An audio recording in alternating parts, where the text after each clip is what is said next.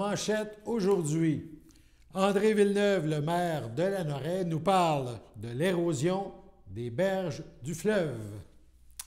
Bonjour à tous et bienvenue à votre bulletin d'information sur les ondes de CTRB, votre télévision locale et régionale. Dans le cadre de notre rencontre bilan de la dernière année de mandat, donc ça s'est fait avec le maire de Lanoraie, André Villeneuve, CTRB a pu discuter avec le maire de différents sujets qui touchent sa municipalité.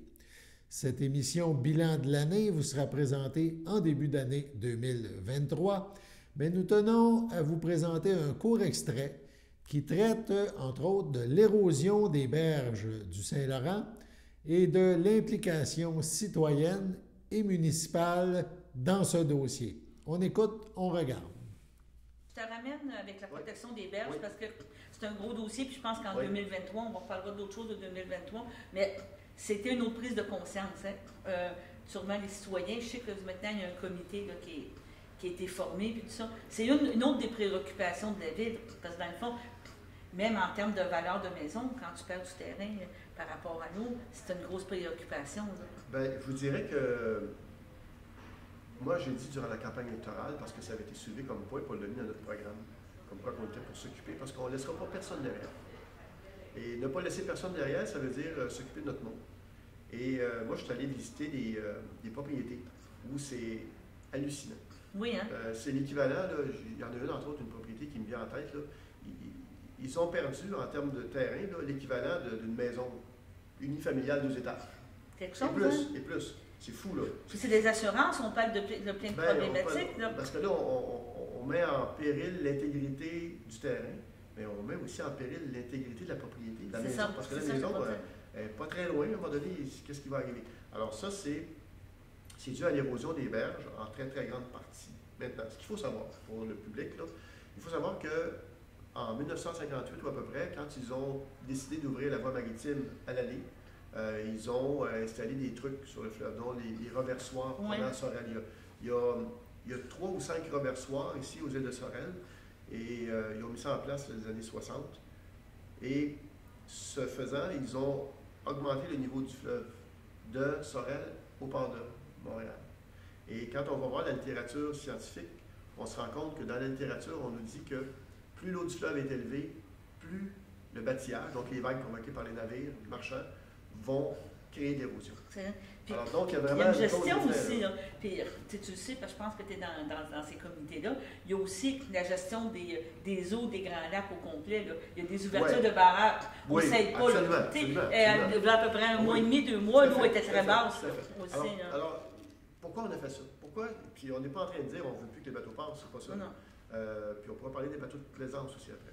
Mais on n'est pas en train de dire qu'on ne veut pas que les bateaux passent, c'est pas ça qu'on dit. Ce qu'on dit, c'est qu'en 57 ou 58, 1957-58, lorsqu'ils ont fait ça, lorsqu'on a ouvert la voie maritime, avec des brises-glaces à l'année, etc., ils ont mis en place un programme de protection des berges, fédéral, un programme fédéral. Et en 1997, ils ont aboli le programme. Moi, j'étais maire de 1999 à 2008. Juste à battre. Oui, c'est ça. Et donc, à l'époque, oui, les gens en parlaient, mais très peu de l'érosion des berges. Mais là, étant donné que le programme n'est plus en place depuis maintenant 14 ans, 15 ans, depuis 97, donc 15 ans, là, les effets commencent à se faire sentir. Puis les changements climatiques, tu sais, il y a plein...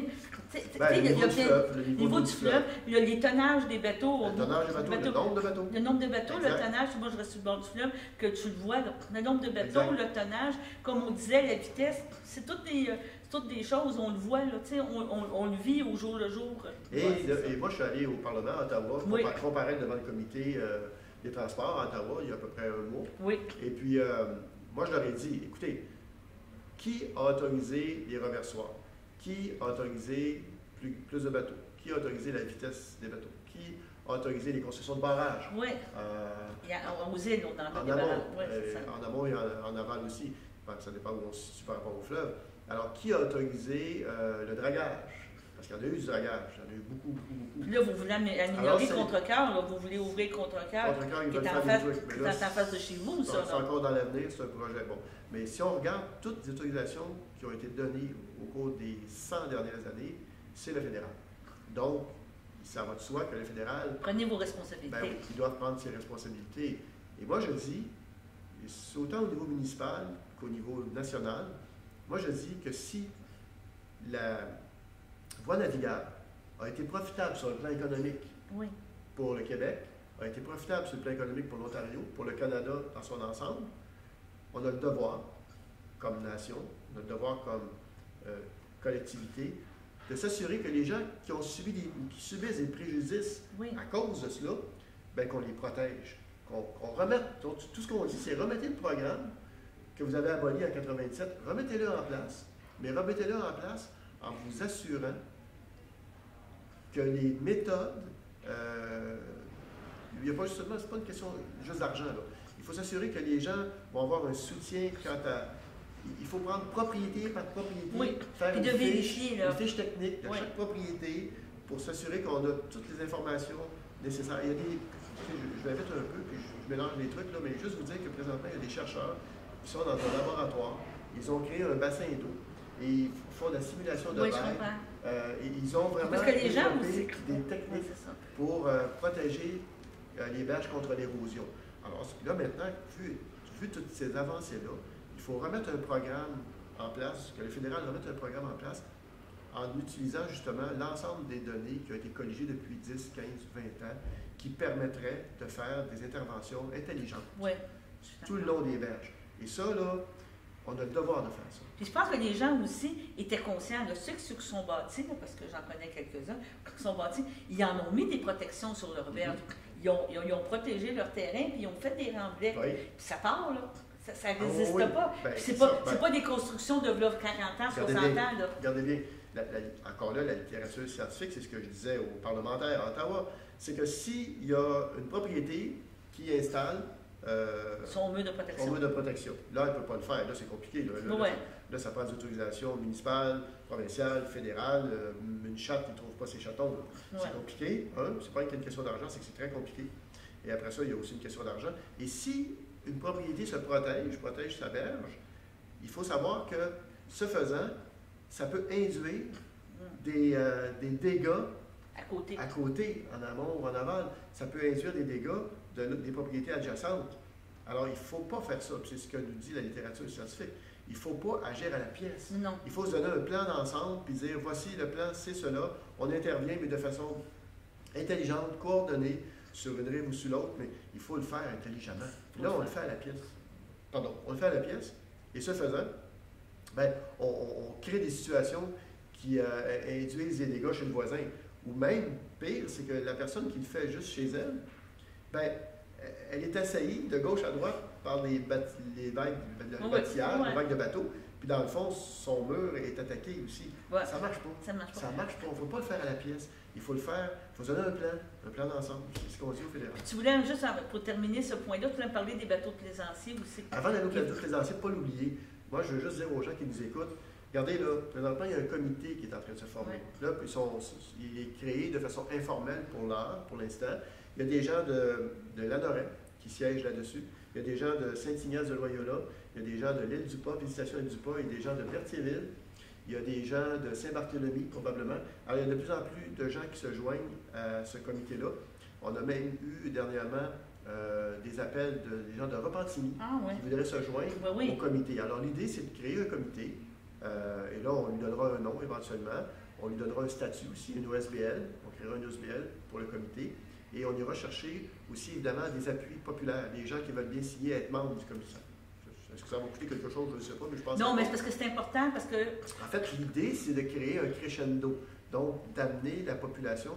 Plus il y aura de gens qui vont accepter d'embarquer dans ce comité-là, d'être membres ou de participer activement au conseil d'administration, peu importe, bien, plus la pression va être forte sur le gouvernement fédéral pour réussir à le faire bouger dans ce dossier. Parce que puis on a une masse critique importante qui représente vraiment tout, parce que du côté de la Rive-Sud, on sait que ça existe présentement. Là. Il y a eu des... Oui.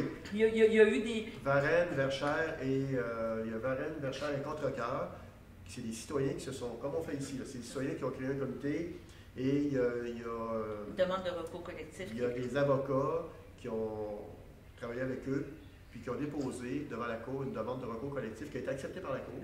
C'est ça. De 50 millions Donc, il y a vraiment un recours contre le fédéral. On verra ce que ça va donner. On suit, là. On a regardé, nous, voir si on pouvait embarquer avec eux. Et on les a rencontrés, les gens du comité de la Rive-Sud, on va l'appeler comme ça, le comité de la Rive-Sud les a rencontrés. On ne peut pas embarquer avec eux, le recours est déjà entamé. Alors, si on ne peut pas embarquer dans le train avec eux... Mais on peut regarder... Ben, on va bâtir notre propre... C'est ça, je m'en allais dire. C'est ce qu'on est en train de faire. On est en train de bâtir notre propre... Donc, la masse critique va être encore plus importante. Alors, il faut que les gens... On va aller chercher l'adhésion des gens le plus possible. Un coup que ça sera fait, eh bien là, il y aura évidemment un plan d'action, encore là, qui va être mis en place pour voir comment on fait pression sur le gouvernement fédéral pour que les choses bougent. On a le devoir de le faire. Le gouvernement fédéral a le devoir de prendre ses responsabilités. On parle de milliards de dollars d'argent. Pas investis. Non, mais de milliards. Le transport maritime, c'est des milliards de dollars. Il passe ici, là. Est-ce qu'il y a des redevances de verser au Québec? La réponse est non. Allez passer dans le canal de Suez, allez passer dans le canal de Panama, vous allez voir combien ça coûte de passer. Puis bien souvent, c'est d'accord avec moi. S'il n'y a pas de redevance, bien qu'au moins on protège nos gens. Puis tu es bien d'accord avec moi parce que comme encore-là va rester, souvent les bateaux se mettent à pied ici. À partir de l'Anoret, parce qu'ils ne sont plus dans le port de Montréal, donc ils n'ont plus de redevances aussi à payer. On le sait qu'ils sont en attente. L'émission complète de ce bilan de l'année actuelle, 2022, par le maire de Lanoret, vous sera présentée au complet en janvier, au retour des fêtes. La Société Saint-Vincent-de-Paul tient à remercier l'implication de Marcel Puffal et de Robert Godard du marché métro Boucher pour leur contribution à la Guignolée 2022. Une remise a été faite en présence de M. Gilles Pelletier, des Chevaliers de Colomb, et de Michel Puffal, aussi de l'organisme qui appuie bien sûr la Société Saint-Vincent-de-Paul dans cette levée de fonds fort importante. On sait qu'il y a beaucoup de gens dans le besoin. Félicitations aux bénévoles et aux donateurs. Allons à la pause. En cette période de réjouissance, toute l'équipe de la Coop des Îles vous souhaite de joyeuses fêtes. Venez encourager nos artisans qui vous offrent plusieurs idées cadeaux à saveur locale. De plus, n'hésitez pas à commander votre repas des fêtes avec nous. Vous pourrez ainsi déguster un succulent festin préparé à partir de nos produits locaux. Pour commander, 450-836-2206. Joyeuses fêtes! Chers téléspectateurs, vous êtes cordialement invités le samedi matin dès 9h30 à notre bingo télédiffusé de nos studios de Berthierville. Depuis plusieurs années, nos adeptes de la télévision régionale se sont divisés un montant de 600 $, disponible chaque semaine lors de notre joute de bingo à CTRP. Un amical animateur et ses joyeux compères, dont un technicien et deux bénévoles, partagent tour à tour cette émission dans le but de vous agrémenter durant 60 minutes. Un moment de plaisir qui pourrait s'avérer payant pour vous. Vous pouvez donc vous procurer les cartes de jeu chez les dépositaires participants et j'ai nommé à Berthierville, le dépanneur Formule 1 et le garage Pétroté, sur la rue Gilles Villeneuve, le marché IGA Extra sur la rue Gabrielle Brissette, le marché Métro sur la rue Notre-Dame et la pharmacie Proxime sur la rue Frontenac. À Saint-Ignace-de-Loyola, le dépanneur Esso sur la rue de la Traverse et le marché Aldo sur le rang Saint-Michel. C'est donc un rendez-vous hebdomadaire chaque samedi matin dès 9h30 sur les ondes de CTRP, votre télévision régionale et communautaire, maintenant en haute définition. On vous attend donc en grand nombre et toute l'équipe vous souhaite bonne chance.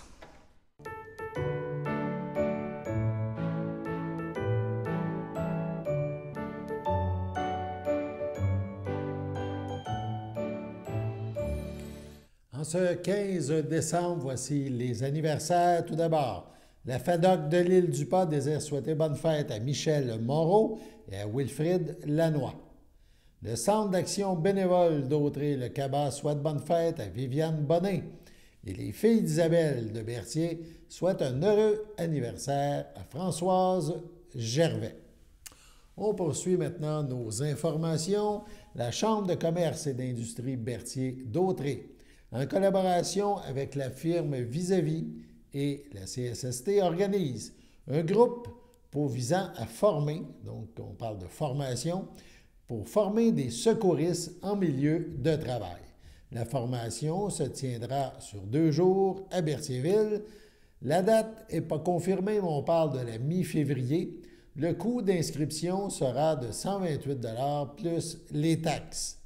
Donc, si vous êtes en entreprise, si vous avez envie d'être formé au niveau secourisme, on vous invite à vous inscrire.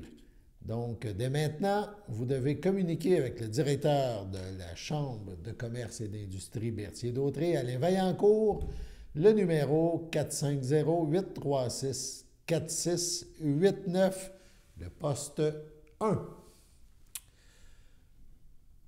La microbrasserie Locomotive à Berthierville offrira, on vient d'apprendre ça, là, c'est tout frais, offrira 3 nouvelles bières.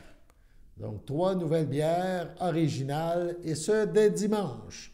CTRB a eu la chance d'avoir cette primeur grâce à une petite visite qu'on a effectuée aujourd'hui dans les locaux de la microbrasserie du Vieux-Berthier. Ces 3 bières dont, et c'est la première fois qu'on la montre, que vous la voyez, c'est tout nouveau, ces 3 bières dont la Gigi ont la particularité donc d'être, et ça c'est important, les 3 premières bières à être produites et embouteillées entièrement sur place, donc à Berthierville, par la microbrasserie. Une promotion sera offerte, nous dit-on, là, à compter de ce dimanche. On parle même de dégustation. Bref, on vise un grand succès avec des bières de la microbrasserie Locomotive, dont, évidemment, ces 3 bières, les 3 premières à être brassées, préparées et brassées à Berthierville. Donc, une grande première pour l'entreprise bertholaise. On parle, bien sûr, en cette fin d'année, de bilan. C'est la même chose, peu importe le domaine. Donc, c'est le temps des bilans et Culture Lanaudière n'est pas en reste. Culture Lanaudière profite en effet de cette fin d'année pour faire le bilan des derniers mois et du travail effectué par l'organisme régional.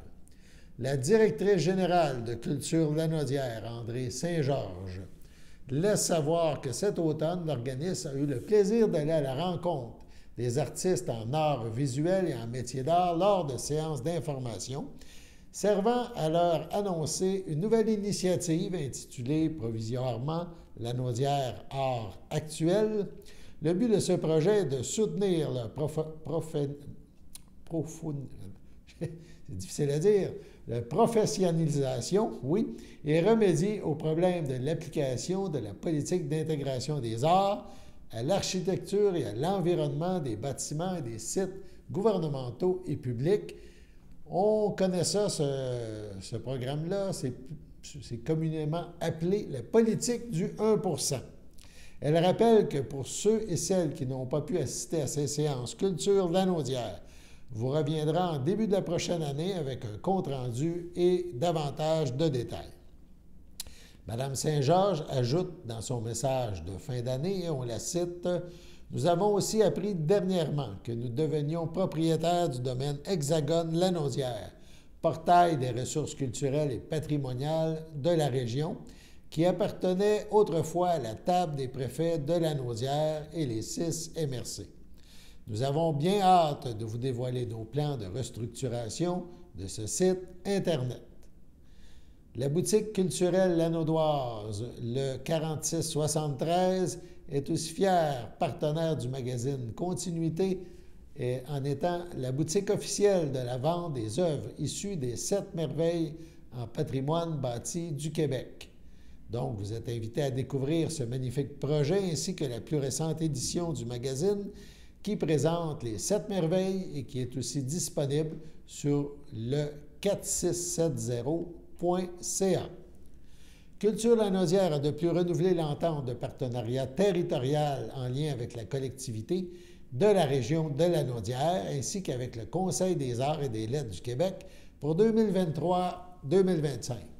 L'appel de projet, lancé le 16 novembre dernier, se terminera le 24 janvier prochain. Culture Lanaudière précise à ce sujet qu'il est possible de revoir la séance d'information à ce sujet qui a eu lieu le 30 novembre et donc vous pourrez consulter le document ou le revoir pour mieux pouvoir poser votre candidature si vous êtes un artiste. Mme Saint-Georges lance aussi une invitation au milieu culturel lanaudois.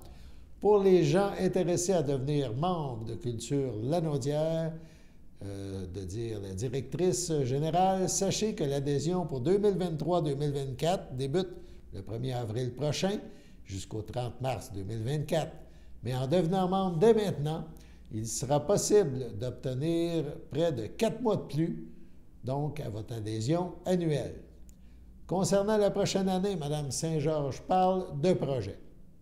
On la cite, « Plein de belles choses vous attendent en 2023, un balado sur les Grands Prix des Jardins de la Culture, le 5e anniversaire de notre boutique, le 4673, et l'avancement du projet Lanaudière Art Actuel, pour ne nommer que ceux-là. N'hésitez pas à nous suivre via notre infolette ou sur Facebook ou Instagram pour être informé de toutes nos activités et projets, a-t-elle ajouté. L'organisme souhaite finalement un joyeux temps des fêtes et une nouvelle année remplie de défis. Merci de faire confiance à Culture Lanaudière, ajoute la directrice. Sachez que nous avons à cœur votre épanouissement professionnel et le rayonnement de la culture lanaudoise. Nous vous disons à l'année prochaine, de conclure la directrice générale de Culture Lanaudière. En terminant, on vous rappelle que ce soir commence la vague des présentations des budgets municipaux. La première à le faire, la municipalité de Saint-Ignace de Loyola, elle ouvre le bal. Et ce sera suivi la semaine prochaine par plusieurs autres municipalités. CTRB sera présent ce soir à Saint-Ignace, donc qui présentera son budget 2023 à compter de 20 heures. CTRB vous en parlera demain lors du prochain bulletin d'information.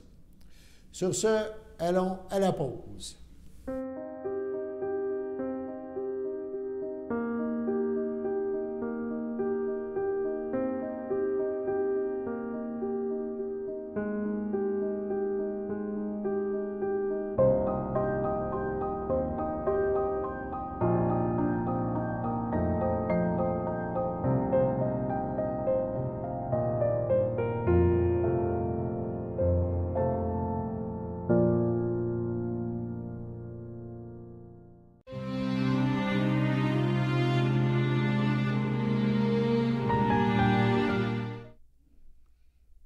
À la Villa Berthier, le 10 décembre, à 76 ans, est décédé M. Laurent Caillé, fils de feu Ernest Caillé, de feu Irène Lefebvre, demeurant à Berthierville.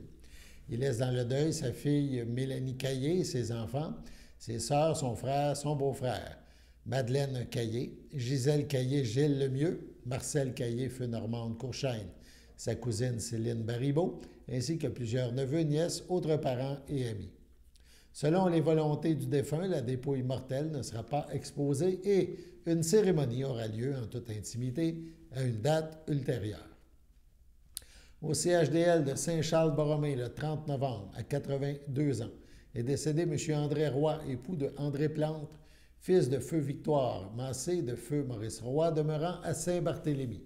Lui ont précédé sa fille Nathalie, ses frères Jean-Luc, Claude et Raymond. Il laisse dans le deuil, outre son épouse, ses enfants. France, Mario Lemay, Caroline, Vincent Bergeron, sa petite-fille adorée Véronique Roy-Blais, Anthony Ferland, ses sœurs, ses belles-sœurs et ses beaux-frères, Lise Roy, feu Jean-Claude Dumontier, Angèle Roy, Claude Croisetière, Pierrette Plante, Rodrigue Roy, Jocelyne Bérard, feu Yvon Plante, sa filleule Francine Dumontier, son filleul Jonathan Plante, ainsi que plusieurs autres précieux parents et amis. Des remerciements s'adressent au personnel du CHDL de Saint-Charles-Borromée pour son professionnalisme et les bons soins prodigués à M. Roy. L'envoi de dons à la Fondation des maladies du cœur serait grandement apprécié par la famille en compensation de fleurs. La famille vous accueillera samedi le 17 décembre dès midi au complexe funéraire Thériault, 741 rue Notre-Dame à Berthierville. Suivra une liturgie à la chapelle du complexe en ce même jour à 15 h. M. Roy sera inhumé au cimetière de Saint-Barthélemy à une date ultérieure. Au centre hospitalier Le Château de Berthierville, le 6 décembre, à 89 ans, est décédé M. Jude Bonnet, époux de feu Simone Goujon, demeurant à Berthierville, natif de Lanoret. Il laisse dans le deuil ses fils, Jocelyn Bonnet, Marie-Claude Bruno, Sylvain Bonnet, son frère et ses sœurs, Bernardin Bonnet, feu Élisabeth Goujon, Hermance Bonnet, Roland Arnois, Monique Bonnet, Jean Labine, ainsi que plusieurs neveux, nièces, autres parents et amis. La famille tient à remercier le personnel du 3e pour les bons soins prodigués à leur père. La famille vous accueillera mardi 27 décembre de 13 h au complexe funéraire Thériault, rue Notre-Dame à Berthierville. Suivra une liturgie à la chapelle du complexe ce même jour, 15 h. Les cendres de M. Bonnet seront déposées au columbarium Thériault de Berthierville. Sur ce, passons à la météo.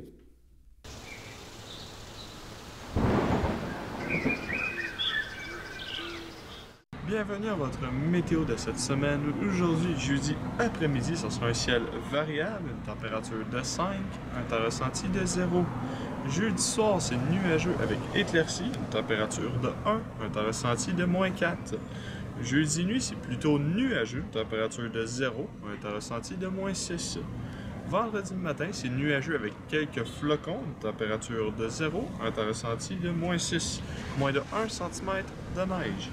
Vendredi après-midi, ce sera de la faible neige, une température de 1, un temps ressenti de -4, environ 1 cm de neige.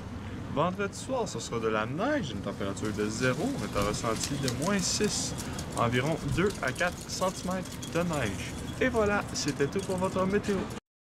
Vous avez peut-être pu remarquer que nous nous trouvons présentement devant la microbrasserie Locomotive. Leurs heures d'ouverture, le lundi est fermé, le mardi fermé aussi, et le mercredi également. Cependant, le jeudi à 11h30 à 23h, le vendredi de 11h30 à minuit, le samedi de 14h à minuit et le dimanche de 14h à 21h. Merci. Voilà, c'était votre bulletin d'information sur les ondes de CTRB, votre télévision locale et régionale, en ce 15 décembre. Soyez prudents demain. La neige sera au rendez-vous. On vous invite à être des nôtres demain, oui, pour la prochaine édition du bulletin d'information sur les ondes de CTRB, votre télé. À demain!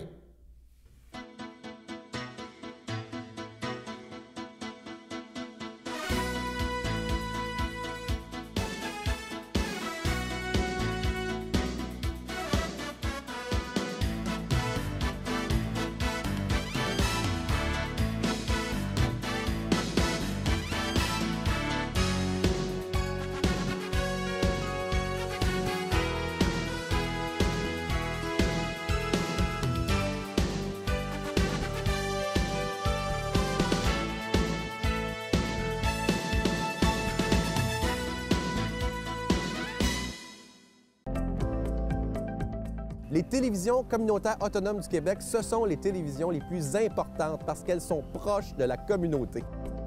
On veut encourager des gens qui parlent de ce qui nous intéresse, mais aussi qui participent au développement local.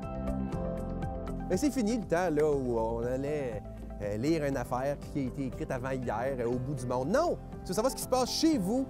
Bien, ma télé préférée, c'est la télé autonome communautaire. C'est ici que ça se passe.